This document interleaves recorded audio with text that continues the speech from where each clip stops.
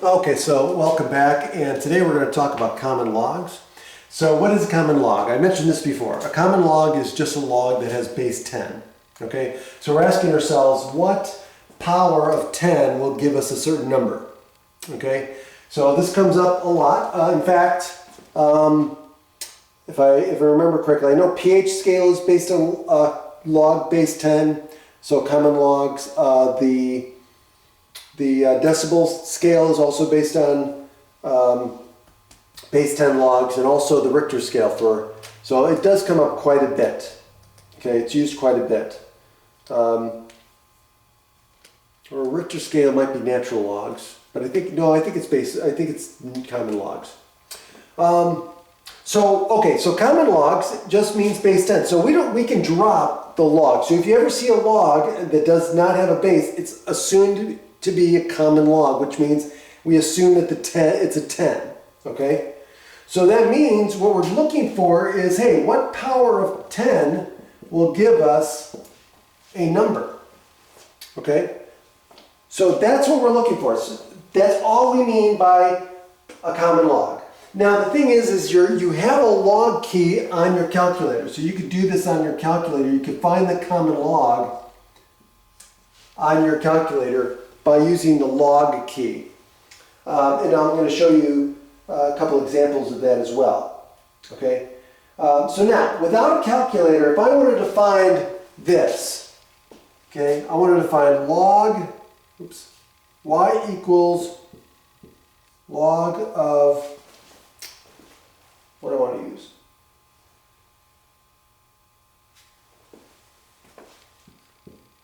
Log of 1,000. Okay. Again, I have this in my mind. So what power of 10 equals 1,000?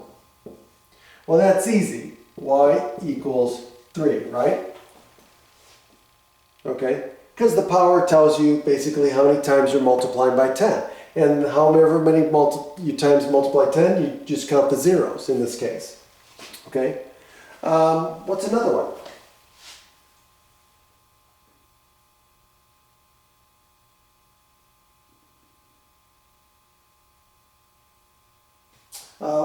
We could do this, right? So another one would be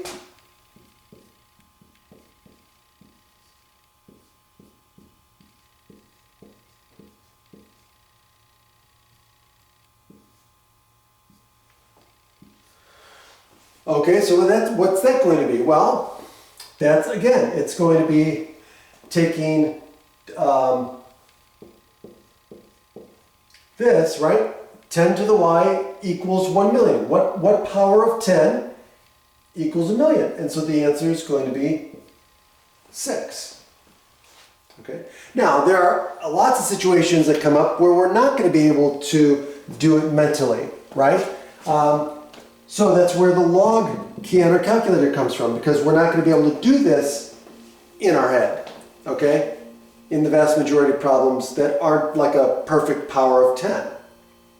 Okay, and that's what I'm going to show you next. I'm going to show you how to use the calculator. Actually, you know what I'll show you now. So yeah, we'll do this one. So let's do log of 321.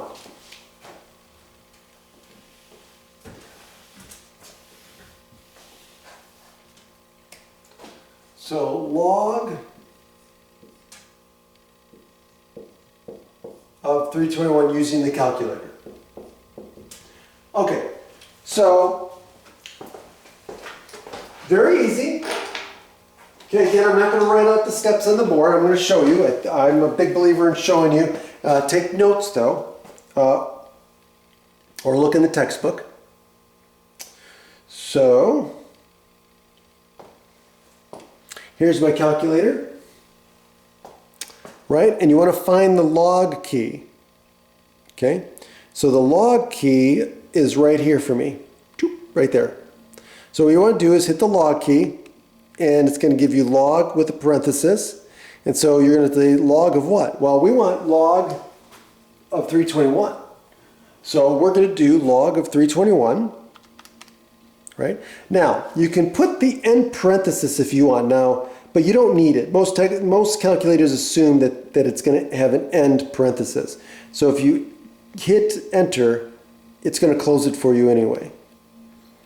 And so you get 2.5065 approximately. Okay, so that is the answer. So that's what we would write down as an approximation. So again, depending on the number of decimal places. So here, do they tell us the number of decimal places? 4 decimal places.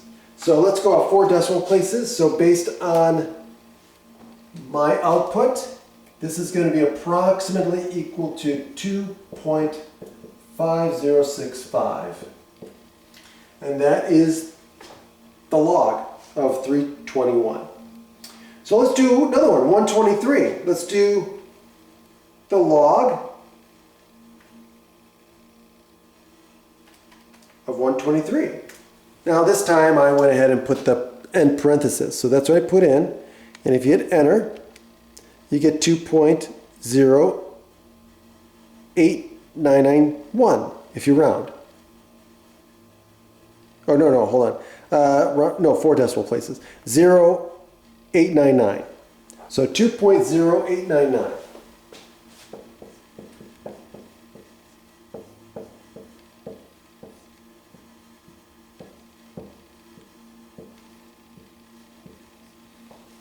And that's how you do it. Have a great day.